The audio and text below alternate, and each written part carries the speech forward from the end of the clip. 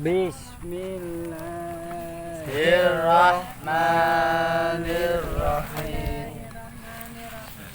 Bismillah ya Rabbi, badatu bi kulli marhubi ilahi anta maksudi ridaqal ghali matlubi ilahi anta maksudi ridaqal ghali matlubi nawaitu ta'alumal ilmi lidaf'il jahli an nafsi nawaitu ta'alumal ilmi mana lidaf'il jahli an nafsi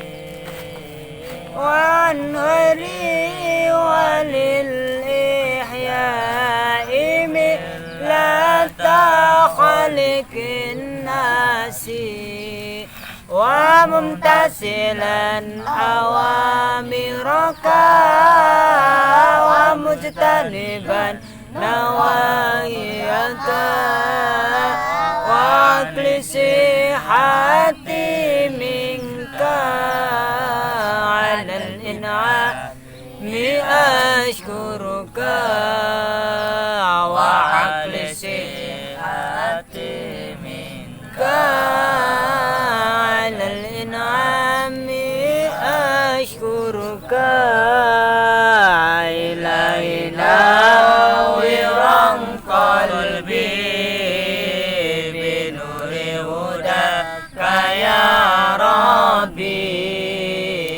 ilaina wiran qalbi binuri hudaka ya Rabbi wa'allimni wa fahimni wa ba'idni minal khaybi salatullahi maulana ala taha muallimuna bihir rahman yarfa'una wa yulirat bakam minna bihir rahman yarfa'una wa yulirat bakam minna Rabbi zidni ilman nafi'a warzuqni fahman wasi'a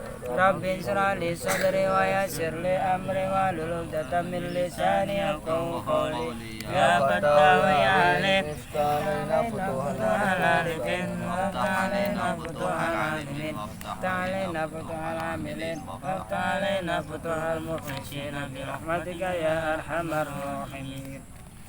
Bismillahirrahmanirrahim.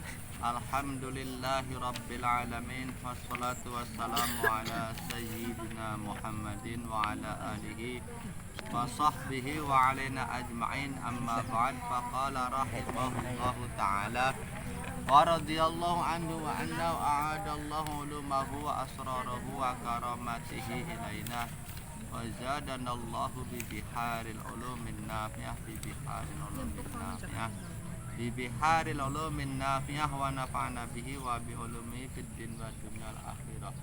Qala rahimahullah fi kulli qalbil insi hadzu syaitan may yattabi' fahalikun fil khusran.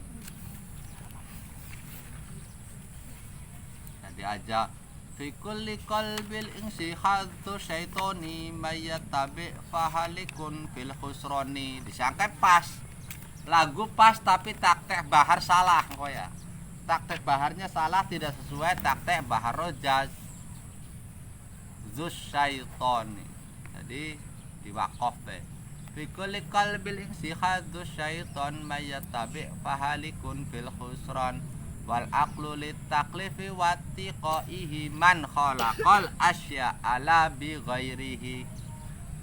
Fi kulli qalbil ingsi iku tetep ing dalam saben-saben ati manusia, di setiap hati manusia, di dalam setiap hati manusia.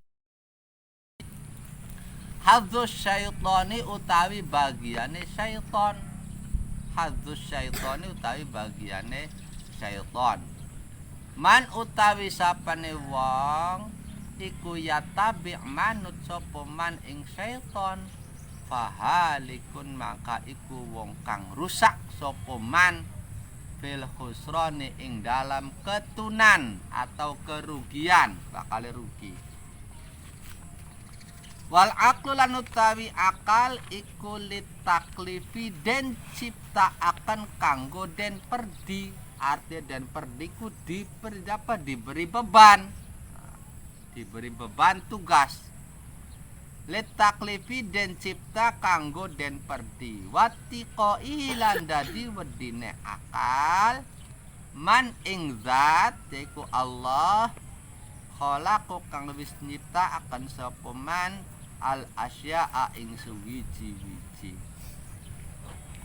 La bi ghairihi ora kelawan liyane taklif lan ittiqa. Terangan. Bismillahirrahmanirrahim.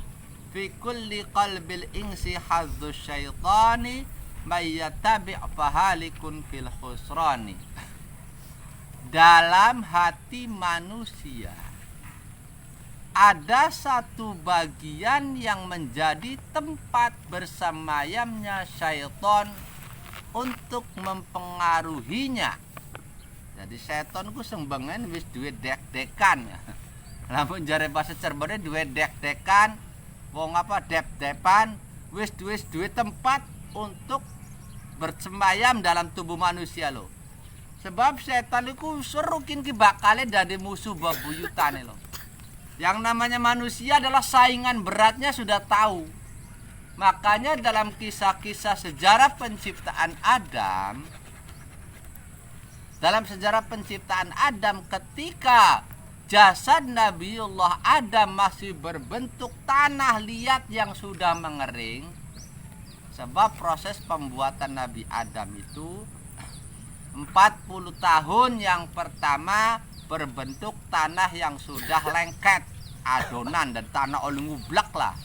Kayak tanah endut yang sudah mengeras selengket lah oleh ngadon. Itu 40 tahun yang pertama Nabi Adam. Kemudian 40 tahun yang kedua membentuk sudah menjadi tanah yang liat atau ya. Mulai berongga 40 tahun yang ketiga baru diberi nyawa. Baru hidup. Lah pada saat Nabi Adam itu masih berbentuk seperti celengan, berarti membentuk tanah liat dan berongga tengahnya bolong kayak celengan. Iku iblis wis ndelenang. Sebab dia tahu bahwa Allah sudah ngomong inni khaliqun fil ardi basyara. Inni khaliqun fil ardi khalifah. Aku akan menciptakan khalifah di muka bumi. Jari iblis ini yang namanya khalifah. Ndelenang bae. Penasaran, dalam riwayat iblis kemudian menusuk bagian perut Adam plus karo jerijila plus untuk jalan. Kemudian dia masuk mempelajari isi di dalam tubuh tersebut. Bekas tusukannya kemudian dadi wudel. Dadi wudel itu dalam cerita ini benar tidaknya mulai alam nama juga riwayat. Dalam riwayat, dan itu bukan dalam riwayat. Jadi ini bekas tusukan iblis pakai jari, kemudian dia masuk mempelajari seluruh isi tubuh manusia tersebut. Karena aja kaget, kangaran iblis ku pinter. Ya jri majrodam, iblis itu bisa mengalir mengikuti aliran darah kita. Kenapa saraf-sarafis dipelajari kabeh weru? Bagaimana ketika lagi enak-enak dengkluk ana wong lagi liwat ayu lo. Anggur-anggur ana saraf batal lirik. Padahal beli weru, bahkan koden ayu ada setrum ya. Cih, wong ayu cah. Lah ini saya iblis kada pinter ya. Sudah tahu semua saraf-saraf yang ada di tubuh manusia. Paham enggak? Kenapa musik yang kana semana adoe kita lagi ngaji, iblis baru sarap maranin das kudu. Nah, kadang-kadang ya, karena iblis baru kan bisa Arab ya. Paham enggak? Endas anteng jempol sikile ugat ketika ada musik. Laikin kan iblis sudah tahu semua seluruh syaraf yang ada di tubuh kita. Paham le? Itu iblis harus dipelajari kabeh. Nah, ini kira dalam nazaman ini fi kulli qalbil insi hadu syaitan mayyatabi fahalikun fil khusran, tapi wis duwe sentrale wis ngedek-ngedeki ada tempat dia kapan-kapan bakal mengendalikan tubuh manusia ini. Jadi dalam hati manusia ada satu bagian yang menjadi tempat bersemayamnya setan untuk mempengaruhinya agar melakukan hal-hal yang bertentangan dengan syariat. Tuh. Terus bisikin. Mulane kadang-kadang justru kita benar-benar kudu landep, kudu peka, kudu waspada. Apa yang terbersit terlintas dalam diri kita ini sebenarnya malaikat atau iblis. Kadang lo, pengaruh lo. Hati apa nafsu? Barang kita kadang-kadang nuruti apa pengen sing jeroan, ngalor gradang ngalor, ngidul gradang ngidul. Harus bisa memilih, memilah, mencerna. Ini yang ada dalam hati ini bisikan setan apa bisikan malaikat. Paham enggak? Kudu bisa, kudu peka. Ketika ternyata mengarah ke kebaikan, berarti bisikan malaikat. Ketika mengarah ke keburukan, bisikan setan. Barang kadang-kadang setan cerdas mana? Setan cerdas mana? Dibisiki ngelakoni blesak beli mempan. Dibisikan yang ngelakoni bagus, ngaji pak. Ngaji, gelem ngaji. Tali apa? Tekanin tempat ngaji, matai lah, rak lirik mulati kang bening lah. Iki setan pinter maning cerdas ya. Setan iku cerdas maning. Jadi menggiring kita di tempat-tempat kebaikan sebenarnya kita kemudian diplesedakan. Paham nggak? Jadi setanku lebih licik, pokoknya 1001 macam cara setanku sangat licik sekali. Dari planet kita kudu benar-benar waspada yang disebut makayidus syaiton, tipu muslihat setan, rekadaya setan kudu apa? Ning tempat ngaji anak tipu muslihat setan. Pembangunan masjid kok sirakan duit 10 juta nyumbang. Wah. Tekan nyumbang umum nang di muka umum. Wah. Di umuman buka umum toli meneng bae. Apa? Mereka meneng bae tapi negatif. Dalam hati ada ya cukup pun bisikan setan. Bismillahirrahmanirrahim. Kadang-kadang bakal saking hebat Hanafi nyumbang 10 juta aja ditulis siarane. Apa? Hamba Allah. Sing bener sih 10 juta aku bagiin kita sih ikhlas hamba Allah bae tulis ada di aran. Paham le? Barang di masjid kan sering diumumkan donatur pembangunan masjid Sofwan Gunawan 500.000 rupiah. Lah 500 bae disebut nang.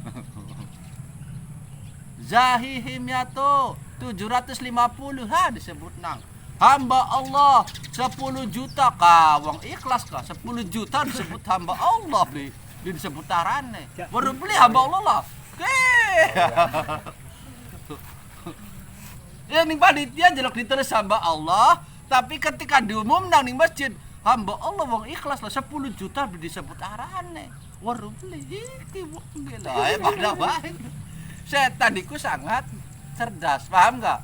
Aninge ikhlas mune hamba Allah di panitia, tapi ketika disebutkan bari geblag-geblag gadai.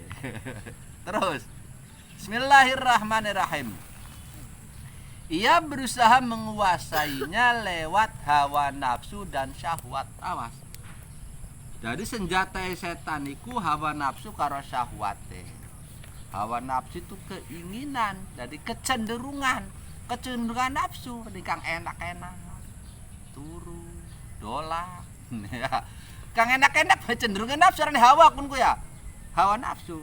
Terus syahwat, bakal syahwat dorongan kuate. Syahwat iku dorongan kuate. Paham le? Terus bahkan hati-hati, bahkan terkadang ada setan lain yang mempengaruhinya untuk melakukan hal-hal buruk yang berbeda. maka celakalah orang yang selalu mengikuti hawa nafsu ya dan syahwatnya. Kadang-kadang setan ku bledewekan kangenan ning jero kita lho. Jare setan kene, ayo mana be jeneng apa ning Telaga Nilam, akeh wong wadon ayu.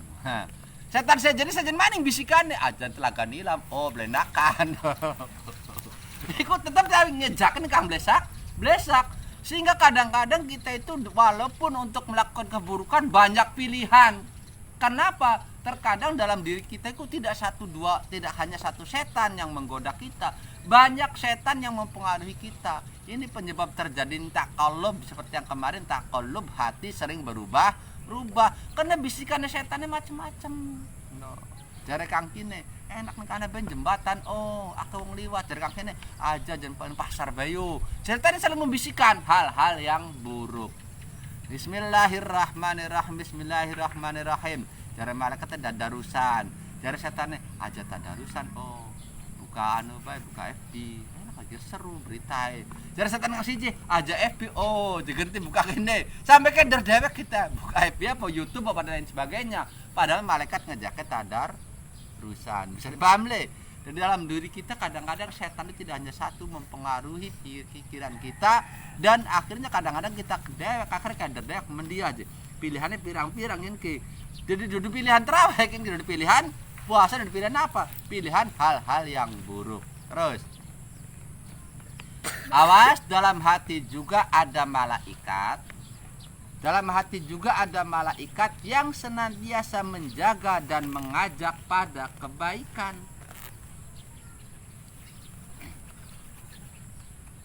Melalui ilmu dan akal yang ada. Bakal malaikat kangenan ning jurawake kita.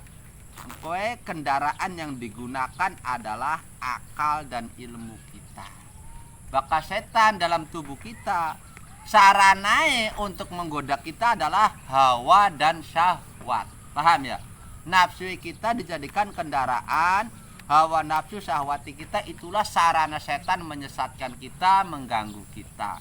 Bahkan malaikat dalam tubuh kita ini sarana untuk mengajak kebaikannya melalui akal kita dan ilmu kita. Bisa dipaham le? Iku apa sarana? Bahkan pada baik ketika ada malaikat berbisik mengajak kebaikan, terkadang ada malaikat lain yang mengajak kebaikan yang lainnya. Adanya tarik-menarik di antara malaikat dan syaitan. Bahkan antara satu malaikat dengan malaikat yang lain. Dan antara satu setan dengan setan yang lain. Inilah penyebab hati memiliki sifat taqallub atau bolak-balik dan sering berubah. Paham le? Malaikat pada beli siji. Kadang-kadang ketika ngajak kebaikan dari malaikat saja ngajak kebaikan yang lain. Ngaji anu bae, jikin bae anu bae.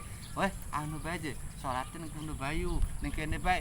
Hal-hal yang baik tapi ya dalam hati itu ada keinginan kebaikan dan pilihan untuk berbuat kebaikan. Ini pada baik.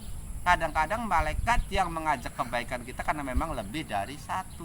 Dan pelari terjadi penyebabnya aneh tarik menarikin kang menjadikan hati memiliki sifat taqallub. Kemarin itu ya hatiku bisa berbeda-beda, berubah-ubah, dipancing karena memang ada pengaruh setan karo malaikat rebutan hati, rebutan awake kita. Setannya antara satu setan dengan setan rebutan pada mempengaruhi, antara satu malaikat dengan malaikat juga saling mempengaruhi. Terus wal aqlu litaklifi wattiqaihi man khalaqal asya'a bi ghairihi. Akal diciptakan untuk menanggung beban hukum. Akal diciptakan untuk menanggung beban hukum atau taklif dan takwa pada Allah yang telah menciptakan segala sesuatu. Wal aqlu litaklif walit tiqaihi man khalaqal asya'a bi ghairihi. Menciptakan segala sesuatu bukan untuk yang lainnya. Sebab apa? Akal yang bisa membedakan antara baik dan buruk, benar dan salah. Oleh karena itu yang disebut mukallaf atau orang yang terkena hukum taklif adalah orang yang berakal dan baligh, akil baligh. Jadi akal yang ada dalam tubuh kita itulah ya, sasaran hukum syariat. Jadi kang kenang perintah, kang kenang beban hukum ku akale kita. Dudu sejene, dudu awake ya, dudu awake. Sebab awak sih benda mati, ibaratnya awak sih benda mati. Sebab sudah pembahasan seperti kemarin. Setiap yang zahir itu dikendalikan oleh sesuatu yang batin. Wes kelingan bele. Setiap yang tampak dikendalikan oleh sesuatu yang tidak tampak. Tubuh kita pun dikendalikan oleh hati, akal atau nafsu kita kalau ning jero kita. Lah pulane kang diomongi deng Gusti Allah iku akale. Dudu tangane kang diomongi tangan si beli lor kidul beli ngerti. Dudu matae mata si beli lor kidul. Tapi akale karo ati kang diomongi. Yang terkena beban tugas adalah akalnya. Mulane seringkali dalam Quran keluar afala ta'qilun. Apa kalian tidak berakal? La ayatil liulil albab. Ada tanda-tanda bagi orang-orang yang memiliki hati albab. Kamli afala tatafakkarun, dalam Quran birang-birang. Apa kalian tidak mau berpikir? La ayatil liqaumi yatafakkarun. Nah, jadi kang paling inti itu adalah akalnya. Itulah yang diomongin ning Gusti Allah, paham le. Dan yang diperintahkan untuk takwa pun dia akal maning. Karena akal itu nurun ruhaniun, cahaya ruhani yang diciptakan oleh Allah yang bisa membedakan mana baik, mana buruk, mana benar, mana salah. Pulane diomongi dengan Gusti Allah. Terkenalah hukum taklif, terkenalah perintah takwa terhadap Allah. Pulane dalam kaidah fikih yang namanya mukallaf adalah akil baligh. Wong kang akale beli jejeg, wong stres ora mukallaf. Paham le? Wong kang stres otake ora mukallaf, tidak terkena hukum syariat. Bismillahirrahmanirrahim. Bismillahirrahmanirrahim. Wal aql wis semene bedingen. Wallahu a'lam bishawab. Al-Fatihah.